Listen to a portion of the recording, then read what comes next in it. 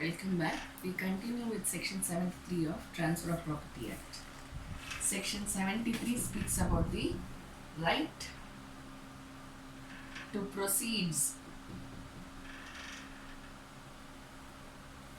of revenue sale or compensation or acquisition.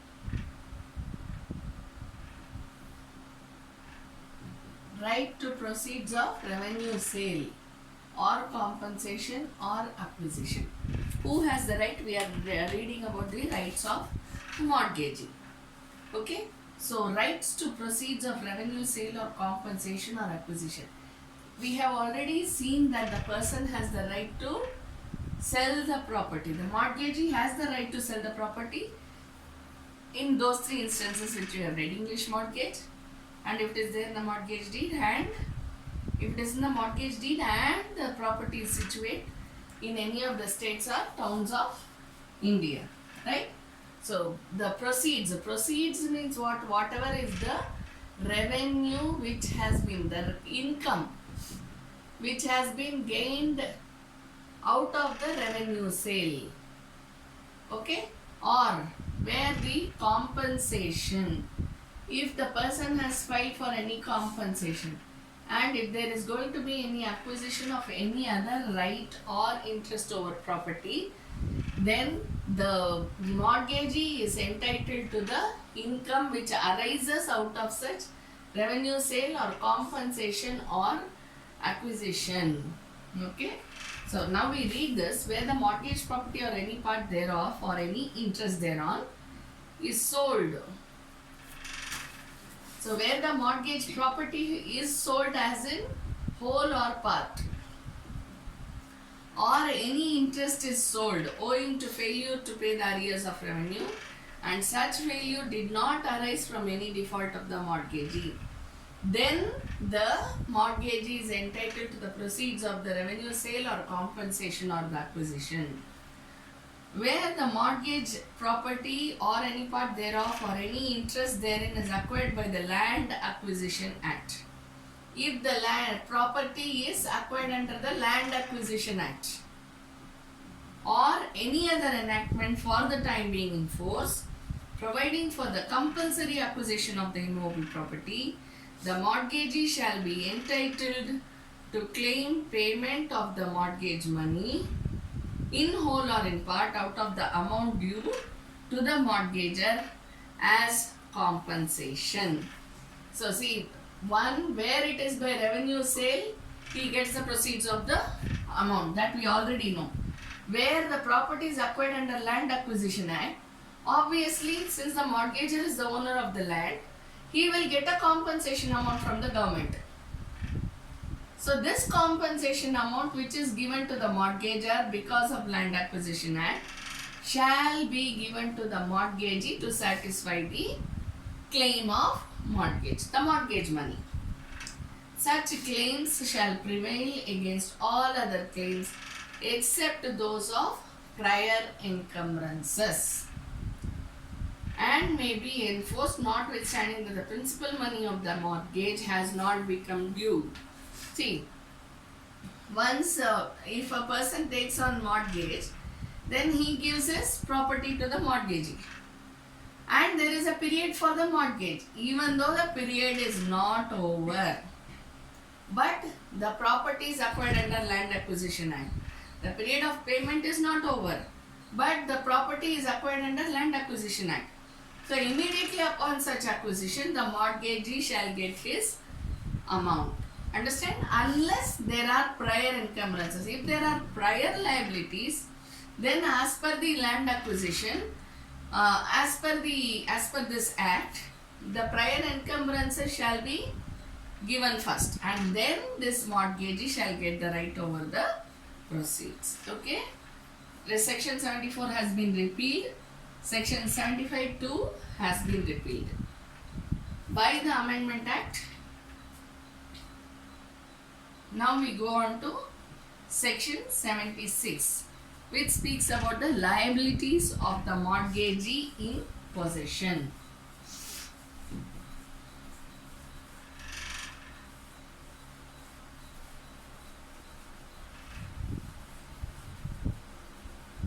Liability of the mortgagee in possession. Mind you, the liability is regard to the mortgagee who is in possession of the mortgage property. Understand? Number one, he must manage the property. See, if it is not in his possession, no liability to maintain the property or to take care of the property, to show due diligence over the property, to collect rents and profits from the property, nothing arises, right? So therefore, there is no liability as such to maintain the property or to insure the property, nothing arises because the mortgagee is not in possession. But if he is in possession, only then the liability arises. Understand? If it is by way of any other mortgage, then it shall not be the liability of the person. Of course, if it is by conditional sale or if it is an English mortgage, even then we have it that because he will be having possession of the property, therefore he is liable to maintain the property. But otherwise, if he is not in possession, then it doesn't arise at all. Okay. So number one, he must manage the property as a person of ordinary prudence would do. If the property belongs to me, how well will I look after it? Same way, the mortgagee will have to look after the property. Take due care, right? Then he must use his best endeavors to collect the rents and profits thereof. Just because it is not his property and it is only the mortgagor who is liable. Mortgagor is liable to pay, but what he says, you collect the rents and profits and you pay to yourself. Just because it is the mortgagor's liability, whatever said and done, it is the mortgagor's liability. So he should not show negligence in collecting the rents and profits. If he shows negligence, then whatever we have read till now, the default of the mortgagee, right, that comes into force. Then he shall not be entitled to anything, the mortgagee. Third one, he must, in the absence of a contract to the contrary, out of the income of the property, pay the government revenue, all other charges of a public nature, and all rent accruing due in respect thereof during such possession, and any arrears of rent in default of payment of which the property may be summarily sold. What's the third one? If there is any rent which arises, he has to pay it.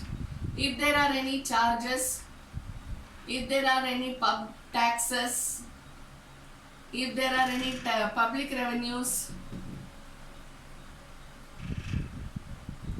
everything he should pay. If he does not pay, then it amounts to his default. And then if the property is sold just because all these things are not paid, then the mortgagee shall be held liable for default. Fourth one, he must, in the absence of a contract to the contrary. See the previous this thing what we read regarding this, in the absence of contract to contrary. So if all these things are to the mortgagor, then mortgagee shall not be liable for all this. Otherwise, mortgagee shall be liable. Fourth one, he must, in the absence of a contract to the contrary, make such necessary repairs of the property. I told you he should take due care. Repairs of the property as he can pay for out of the rents and profits thereof. So it is not necessary that he should do it out of his own pocket. First, he can take the expenses out of the rents and profits. If it is not sufficient, then he can move on to his own pocket. Okay? And then recover the same from the mortgagor. He must not commit any act which is destructive or permanently injurious to the property. We have already read this. He should take due care. He should not make any repairs which is beyond repair. Something which causes permanent damage or loss to the property. Where he has insured the whole or any part of the property against loss or damage by fire, he must, in case of such loss or damage, apply any money which he actually receives under the policy, or so much thereof, or if necessary in reinstating the property, or if the mortgagor so directs in reduction or discharge of the mortgage money. So here the mortgagee has an option. What's the option? If there will be an insurance policy which the mortgagee has taken up against what? Fire, loss or damage by fire. If at all such loss or damage occurs due to fire and he receives money, then what he should do? He should use it towards repair of the whole or part of the property which has been damaged. Okay, he has to use it for repair. Or as the mortgagor says, if the mortgagor says don't repair the building, instead you take the money and use it for repayment of mortgage debt. You take the insurance money which you have got for the loss or damage and put it in your own mortgage debt account so that the money will get reduced or the money will be completely repaid.